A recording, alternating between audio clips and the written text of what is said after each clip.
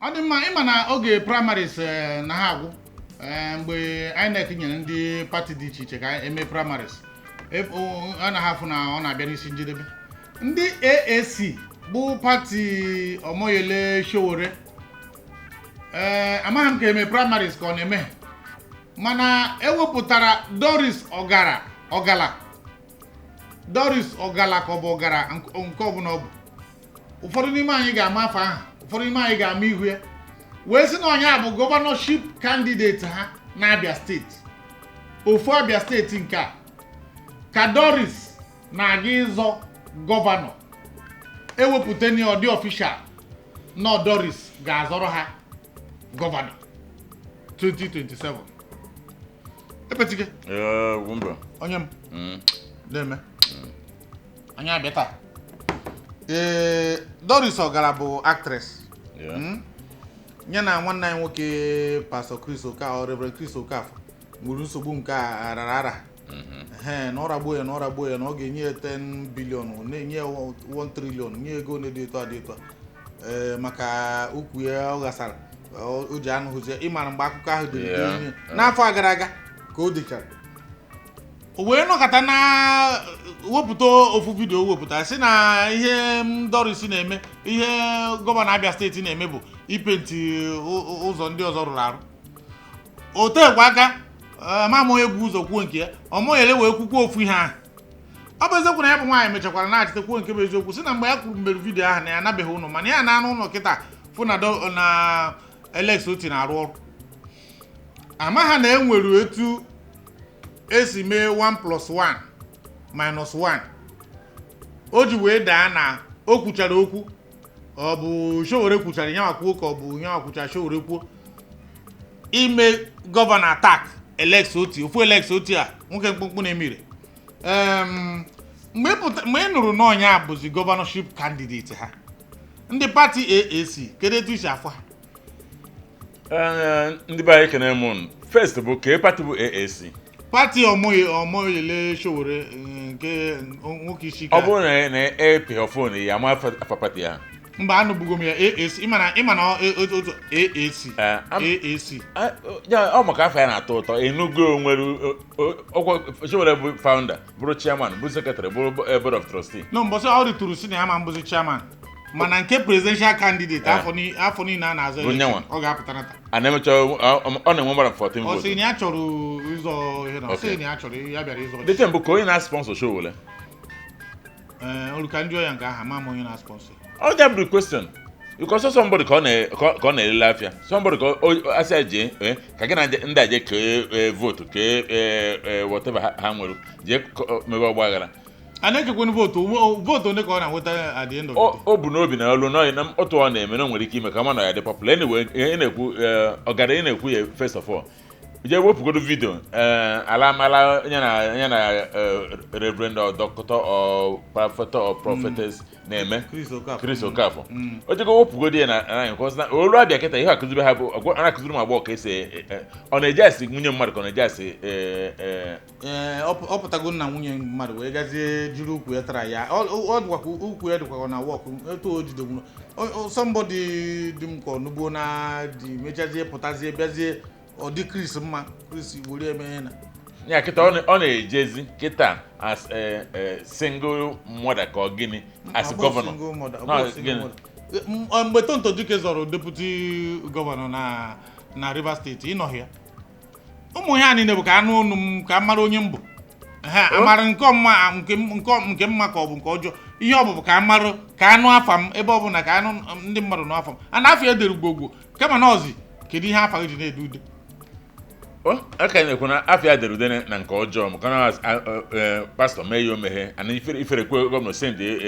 vidio na-ekwu na ọ bụ gubernatorial aspirant ndị AAC maọbụ ACC whatever it is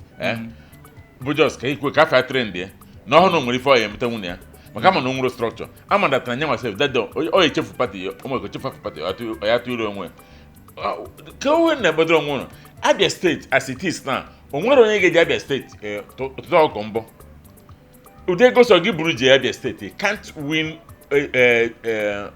Alex Oti mana a ga-anatakwa ego ahụ aga natakwa ego ahụ of course ahụ ndị ka bụ so ọ bahụrụ iji na-waste vote unu na-waste time na-akọ just ọ bụ na nzọrọ ọchị just former governorship aspirant candidate transparent yeah but after aspirant unu ihe na-edocha aspirant emechazi ewepụtara ofu onye ọ bụ candidate mana ụfọdụ pati na-enweghị etu ha si enweta ndị mmadụ ndị na-abịa egoro ihe na maka ọ dị ka Doris ọkwụrụ ogoro fọm onwe ihe na-azọra heme primaries anyị ka m na-ekwuru na o nwere ike bụ na bed ka e nyere detin anọkwa mgbe ahụ a sị na o nwere ike ịbụ na kebe na wee nye ihe mma report dị na o nwere primaries amerụ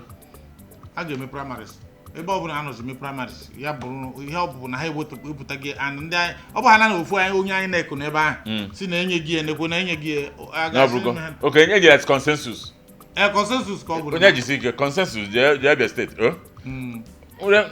nwaada ka m gwa gị ịchọ ịzọ ọchịchị first of all bido na House of Assembly maka ihe ebu ụzọ godo gbaa mgba bụ ụlọ bifo ijebe ọgụgụ ọnwụ ijegoro state assembly ịdagoro the first one ijekwa ọzọ ịda the second one iwee nwegoro the traction eji eje politics onye a na-ekwukwa Lagos ka obi nyewa kwuru ya n'ọnụ ya na ya anabeghị Abia ọtụtụ afọ okay ka ezi ka ebe ahụ ị na-anabeghị ajọ local gọọmenti one dị na Abia steeti kịta na ịmara headquarters ha asị gawa campaign na-ebunyegodo ego si gawa campaign ịmara ụzọ and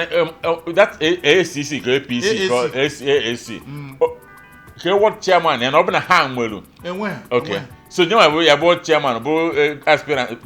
candidate bụ everything na Abia structure mo yere bụ na Facebook then enwere a lot of WhatsApp group okay ịgakwa ihe na nkwe ka na-esendiri message like enwe ka ha na-esendiri m aga m subscribe a na-esendiri m every 2 hours a na-esendiri new message ebe omoyere America ebe America emekịta ya ike gwụ m wee si ebe hapụ so online ka ọ na-eme nke ya chere kwa m chọrọ ịjụ omoyele ya na-ekwu ọkwa nke a sedat na ọ bụ president na ihe na-akwụ ụgwọ 500,000 agụtara m ya ọ dị kịtara ọ dị net 500,000 bụ salary ya this minimum wage ọ ya na-akwụ mana ndị na-arụ na Sahara Reporters ego na-ebu the monthly salary maka show me ibu gosi m kwenye nwe Sahara Reporters ndị na-arụ dị ego na-akwụ ha ka for example so this lady or this woman or this mother or whatever she is Doris should ask herself this question onye na-ekwe gị nkwa ka ije zọọ gọvanọ ego ole ka o ji mgbe ụfọdụ abụkwa na ego na-eji ịma na ka nkọrụ ofu ihe ọtụtụ ndị mmadụ like etu amụ na nọ kịta ọ bụrụ na nchọ ịza honorable the easiest way ịza honorable bụ ịchọrọ ofu party ọ bụrụ na ha enweghị structure na my local government entirely ịchọrọ ofu party akpọ ofu onye chairman kpọọ ofu onye ka ebipụta m aga m bie posta a nwere onye furu na-eme kịta ọfụbede ego ji ebi posta mana akpọzi ya kịta na-atinye ya honorable maka na ọ ka garụ enye tiketi ọkwa primaries ịzọ House of Assembly na Lagos onye Igbo anyị omegwe ego ji in fact aka nyere ya quit notice sef n'ebe obi aka nyere ya quit notice mana the fact na ịbụ a contestant or aspirant bịazie ghọzie a candidate ọ dị m ka enwere ebe ha ji aga anapụ ndị mmadụ ihe formally mụazọrọ n'afọ ndị pati nke emegoro ọkwa mụa bụ last election mụa bụ zọrọ ịga House of Assembly ma Senate n'aha ndị Okombo pati enwere ndị ọ na-atọ ncha ọ dị ka award a na-ekwu enwere ndị ji aka ha achọ award award of best nke or best humanitarian just ihe ọbụla enwere ndị ọ na-agụ agụ mana ọ dị ka anyị nwe ọ na-adị agụ ị na-enye na-achị onye nke ojikwa anya so na ịkpọghị honorable ọ bụrụ na ọ na-agụ kịta anyị achọwa ofu pati enyeghị tiketi ịza agụ honorable ịmụkwa na ihe a na-akpọ honorable bụ na pepa ghọta ife ọ bụ you must be honorable ụfọdụ ngwa honor safe a na-eti ha rebel dị ọ dị ka his excellency Peter Obi akọwara ya his excellency bụ somebody go at the peak most of them his excellency bụ ya among ha bụ gota What is excellent about somebody Akum Hosarade? What is excellence about somebody? Most of them are disabled, honorable. So even they're honorable. Yeah, they go to house, or aspirant and a poor. They has how many of the honorable? Only a governor or president here with something say no. Farman Giago. Going to call you with it. We're going to assign oil. Oh, yeah, no. Jagaram never been Okagara of my Obron with a sign. Edited. If only I'm a suspension on our challenge. Am I a suspension? On Anambra. I don't on Anambra. Am I a suspension? So you try and I patego, Igeji Mehena. You put in hand. Obron, you pay. You will on your Kunazo, Monday Kunazo, Ogabe Mehe, Jerry. Makana ikpe bihana na ị ga-abụ onye isi ike a ga-enwenata ndị kwụrụ n'azụ ga na-emeri ụmụ ihe dị agha. Well, candidate or aspirant, whatever you are, Doris, Abia State. Ebe na rigo. Uzi is where rigo. Yes, I will it. Maka that day at Abia State. Yes, ogini. Okay, one but a mother Haman pulling boot to the na bone mo ebo mo nagede. I want him Haman pulling boot to the so you know the governor can't forget. And then mokona omkure here mokona na Nigeria. Ete putara imepi kegi. Makipta izoche campaign ekwu ho soro no. Ete putara media writers will now open your case. E we check my base we no dey before. Ete say we no umu oneji, umu Nigeria school. Ebe la ho na abani, and kila ho na auto. They will expose your life and they may you do worse than kegina Christmas because it is the open politics. Asinkuo, vum kama kara statement. Abia State ki achije. Ebe enwere somebody go rugged on the ground. Somebody who you can't challenge. Somebody onwubo he man ya challenge mu. Ke putara na akije. Anyway, nge mazuko ye na 3 egwu na abani. Ebe tika. Ofu ye mma bụ na kwufuru ya bụ izo ọchịchị. Imakita. Obuna. In fact, check here aga ma na Enugu very soon. During next election aga ma na Enugu. Ihe ngeji na abụ na ọ bụrụ na m chọọ ofu party si ha kịta na achọrọ m ịbụ governorship candidate ha enwebu hope na enwere etu ha ga-esi nweta agonye m chairman ikekwe gonye m ya ofu ekpe mmanya gonye ya ji agwara agwọ oriju afọ o declare m na mbụ the governorship candidate afa mba ha na INEC akpọwa ma governor meeting Moda ndị shotokotoko ndị shotokotoko aga ihu ka ọ bụ na a ga-akpọrọta m ọzọkwa ya bụrụ na ọkada ka m ji bịa ebe ahụ uru ebe ahụ na m ha niile ịtọ asị m nna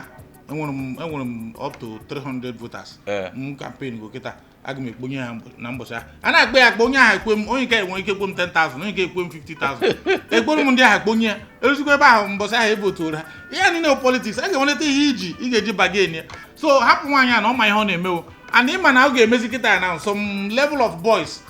ọ bụrụ na ndị like bụrụ ịbịa gwa okwu ama na-agwazi okwu filizie nọ ndị ọga nọ ndị ọga sị hapụrụ ya ndị ọga ọ na-emezi na higher level ikekwe Chris bịazi ọsị mba na ọ bụghị level ya ka a na-emezi operate ya na-agazi na higher level so nye ọ maka ihe ọ na-eme ọkwa nwa afọ Igbo ka ọ bụ o jikwa uche ya adịkwa ama mana ọmakwadata na campaign bụ expenses cost na ọ bụ ya na-eweta ego